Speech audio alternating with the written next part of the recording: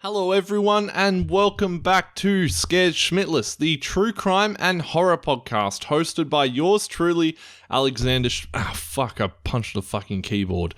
Alexander Schmidt, hence the name.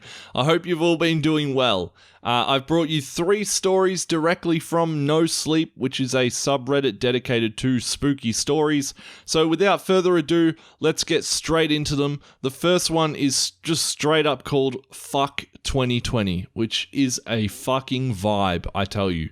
Fuck that year, fuck 2020. So let's get straight into it, because this one looks to be a long one. I'll say it again. This is Fuck 2020 by someone called newtotownJAM, which is also a vibe, I must say. It's also got a trigger warning of self-harm, alright? So if I just want to give you a heads up, there is a trigger warning for self-harm in this one, by the looks of it. What a year. It's not quite the same, is it? No photographic roundups of life-changing trips away and events. No inspirational messages about what a great year it's been. No one's had a good 2020. No one. It's been its own global horror that we can all agree on. But that's not what I'm here for. I'm here because I've had the worst year of my life. I'm here to be selfish, to talk about my fucking self, because it might just be the last chance I get.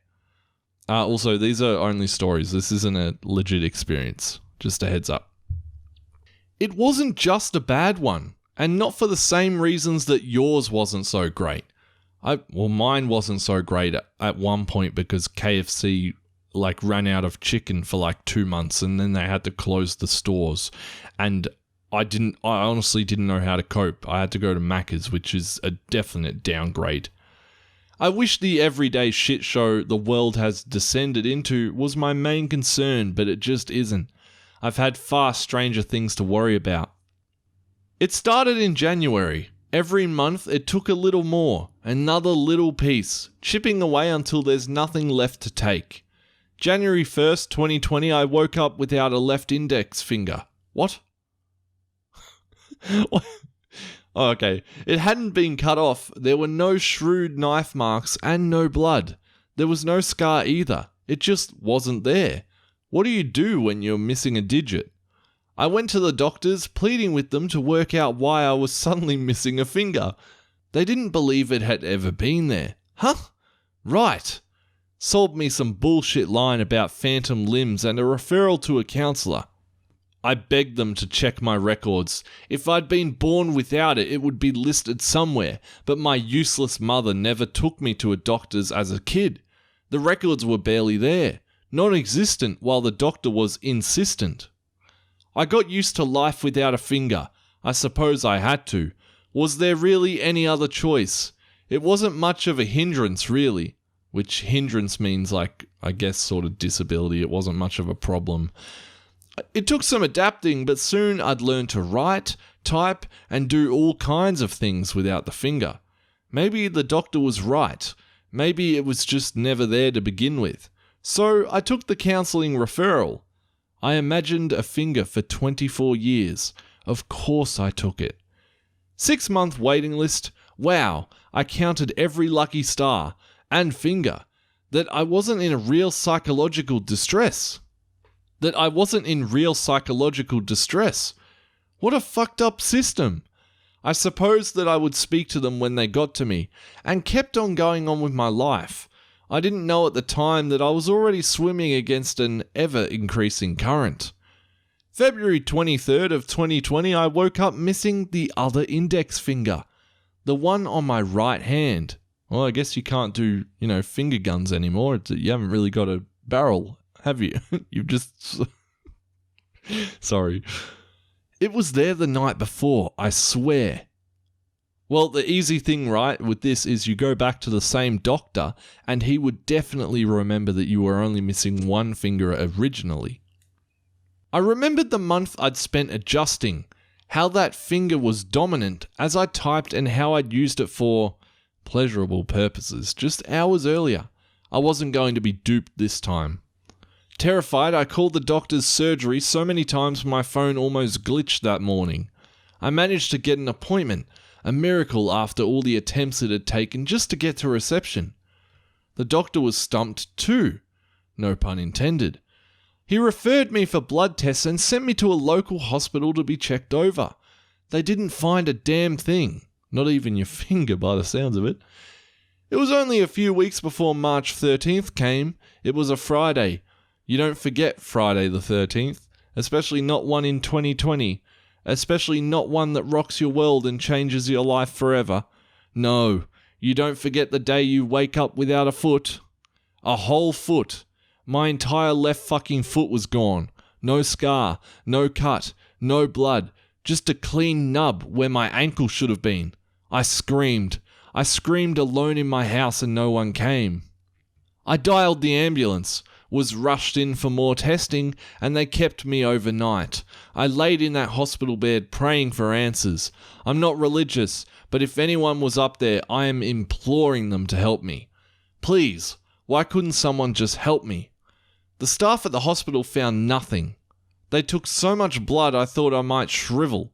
Well, you probably lost that much blood you'll lose your next foot the next morning. And they did everything they could to find the source of the problem. I practically lived at the hospital for weeks. Weeks that cost me my job. No, you can't fire someone for being sick or disabled, but you can make them redundant in their first year as the hospitality industry takes a slow dive. So I was sent home with a prosthetics referral, no job and no foot. Only 8 fingers remained. That was when the depression hit. The sad realization that I was being affected by some awful disease or condition I never knew about, disappearing piece by piece. Then the world collapsed.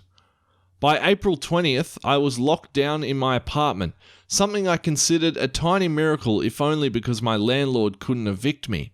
The loss of my job killed my social life, and the loss of my foot killed my ability to move around a great deal. It had been so much harder to adapt to than the loss of my fingers.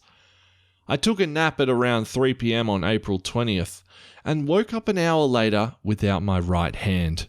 I sobbed. I panicked. I felt my heart pound and missing fingers twitch. Maybe this was that phantom limb thing the doctor spoke about. The nub sat perfectly at the wrist, smooth and purposeful. I must have wailed in my bed for a week before I called anyone. I was so tired, so disenfranchised. I was falling apart piece by piece and being forgotten at the same rate. I still hadn't had any answers. I called my mum. I called her. Even after everything she put me through, everything that she ruined for me, we hadn't spoken in years, and I called my mum crying. I barely got my words out and explaining what was wrong and trying to articulate what was happening to me. You were always rotten. Now you're rotting away. That was all she said before she hung up, before the line went dead and I heard the last human voice that I would hear all month. I was defeated. I swelled in bed with words playing over and over in my mind, like a broken recording of the worst sound you could imagine. I believed her. I gave up. May 15th, 2020, I woke up missing a breast. Yes, really.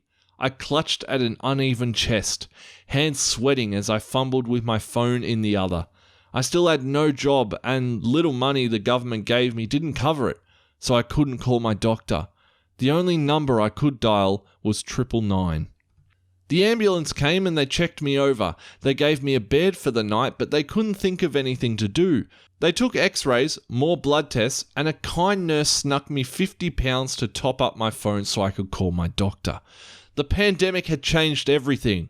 I was rushed out of the hospital and sent home, back to my 4 walls, to the same 4 walls, to my cell.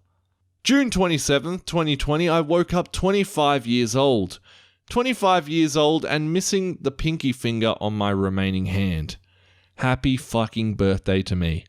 I shed a tear, poured a glass of whiskey and drank it. Cry, pour, repeat. I drank myself into oblivion with all the dregs of alcohol that remained in my cupboard. I sat alone and I toasted every missing piece of me. The next few months went by and I lost more. I lost my home, the other foot, one of my remaining fingers and the thumb. Whirlwind, right? All in the space of 4 months. I sat in my new hovel waiting to die, waiting for important pieces to disappear, the parts that made me function. Maybe my mother was right. Maybe I was rotten. My housing benefit barely covered the grotty studio. I needed a wheelchair by then, and it was the only accessible place available. It was damp, cramped, and my neighbours sold crack in the communal hallway. Confined by my body and my mind, I despaired. My entire promising young life had faded away month by month. Halloween 2020 took my ears. Where the opening should have been was thin layers of smooth flesh, and I stared at my broken reflection, raising my stump of a hand to the mirror, only my middle finger remaining. It was torment, worse than any of the other losses. I just hadn't lost the outer part. The inner ear canal was gone. I was entirely deaf. It drove me to the brink of suicide. I couldn't bear the constant silence, so I took action. I took a knife and I stuck it deep into the fleshy voids where I knew my ears had been. The pain was agonizing, like my head was on fire, but it didn't work. No blood, no scars. They healed fucking instantly, and I accepted that I was dealing with something that wasn't medical, something that wasn't a natural phenomenon at all. My miserable world stayed silent. I laughed at the irony of wishing for magic so hard as a child. This was magic, wasn't it? I can't think of any other explanation. Some sort of magic curse. Rotten. November 5th made me realize that whatever was causing this was ramping it up. It made me realize that this was a 1 year only kind of deal. Both legs were gone. Both of them. It wasn't just taking one piece anymore. It was making sure I wouldn't make it to next year. Christmas came. Lockdown Christmas. I know. Everyone had it bad. I know. It wasn't a merry little Christmas. Santa Claus did not come to town, and all everyone wanted for it was some fresh air. But did everyone wake up missing an arm? Just me? Thought so. Only one limb left and only one finger too. I'd have struggled to open presents if I'd gotten any. What a present! The last gift from this curse that's plagued me all year. Tomorrow is January 1st, 2021, and I don't expect that I'll wake up missing anything else. In fact, I don't expect to wake up at all. And that's where we are. New Year's Eve 2020, and it's really chipped away at me. I wish I could say I'm not scared to die, but I am. It's petrifying, and I won't pretend otherwise. The only silver lining, the only bright side to this curse, is that I get to see the back of the year that took everything from me. And it left me with one single finger. Just one. The one I'm typing this out with. I'll raise it tonight to say fuck 2020. God damn it, that is a good story. Holy shit, who wrote that? newtotownJAM. God damn, that is good. Wow. That was a lot of fun to read. I'm only going to do one other story because that last one was a little bit long. This one is called My Son Waited Outside for Santa. Something else took him instead. This is by Bunny B03. Salt coated the inside of my mouth as I took a bite of my enchilada. I'd have choked on my own spit if the salt hadn't evaporated at all. A trail of white lead from the edge of my plate across the counter leading to an opened, knocked over salt shaker. Fucking Evan. My mind screams at me to yell, to grab him by the arm, spank his ass and lead him off to his bedroom. But he's only 2 and it's Christmas Eve. The clock reads 1:38 p.m. and my heart broke at the realization that my husband wouldn't be home for almost 5 more hours. I could hear my 2 older boys distantly arguing in the other room, shortening my patience with every word. It wasn't long before our middle son Logan came running up to me, tears streaming down his chubby cheeks. "Mum, Aiden said Santa Claus isn't real. He said that you and Daddy are the ones that eat the cookies and put the presents under our tree." In the time it had taken to explain the situation, Evan had disappeared from sight. I was checking the bathroom to make sure he wasn't flushing new rolls of toilet paper again, when I heard a sound of glass breaking from my bedroom. I ran across the house, asking Logan to follow me so we could make talk along the way. I'd hoped the baby hadn't hurt himself, but I'm also hoped that he didn't make a mess of our room. I found him sitting in the middle of my bed, pointing towards the middle of the floor. He'd taken my makeup mirror and thrown it across the room. It shattered upon impact with the hardwood flooring. Luckily, the broom was sitting in the corner of the room closest to me. I grabbed it, instructed Logan to wait in the hallway, and began cleaning up the mess. Alright, sweetie. First of all, as much as I hate to say it, your father and I can't afford to fake up a batch of presents for 3 kids. Think about it for a minute. When we go to the store and you ask for things, what do I say? He looked up at me sadly before responding, You always say not right now. We can't afford it. As much as I'd hoped he'd come to this conclusion, it still hurt like a bitch to hear him come out and say it. But I swallowed my pride and nodded my head convincingly as I emptied the dustpan into the garbage and tied the bag. Don't you worry, I assured him. Santa saw and heard that entire conversation, and if your brother doesn't believe, well, then he just won't get as many presents as you now, will he? Do you promise he will come by the house tonight, Mama? He asked me hopefully. Of course he will, sweetheart. Aiden thinks he knows everything, but I promise you he doesn't. I love you. Go get some rest, alright? We all have a big day tomorrow. My husband arrived home about an hour after all 3 of the boys went to bed. We ate most of the cookies and he drank all of the milk. Their presents and stockings were placed lovingly under the tree to be ready for them in the morning, or in the middle of the night if they decided to be cheeky. Aiden and Nevin bounced into our bedroom before the sun even thought to rise the next morning. As excited as we were for them to open their presents, something felt off as we took our first steps into the living room. The house was freezing cold and I was shocked to see the front door cracked slightly open. My husband informed me that Logan wasn't in his room, running up to me with a piece of yellow construction paper in his hand. Our 7-year-old had drawn a picture of himself outside, riding away from our driveway in Santa's sleigh. The words, "Be back soon, waiting for Santa," was scrawled sloppily in black marker across the top of the page, next to Logan's telltale signature. The paper fell from my hands as I rushed outside, screaming his name the entire way. All strength fled my knees as I took in the scene of my front yard. A little boy's sock prints could be seen leading up to the middle of the yard, stopping abruptly where fresh tire tracks had ended. The Steamboat Willie Mickey Mouse that he usually had with him at bedtime lay dirty and discarded in the middle of a mud puddle. Our son had gotten a ride from someone, but unfortunately for all of us, it wasn't Santa. Oh, fuck me, that gave me... Jesus, dude, that gave me fucking goosebumps up my arms. Holy crap. That's actually giving me goosebumps. Yeah, top comment is perfect for this. Now, this is a Christmas nightmare. This episode's coming out probably 2 weeks too late for Christmas, but that is still a very, very scary story. And because that first story was a little bit longer than I thought it would be, we're only going to stick with those 2 today, I think. Next week we might dive into some more paranormal experiences, maybe something true crime, I think. Maybe we might dive into some more true crime stuff. If you want to send a story into the show or have an experience yourself you want to share, the email you can send that to is scaredschmidtlesspod@gmail.com. Or just have a browse in the show notes.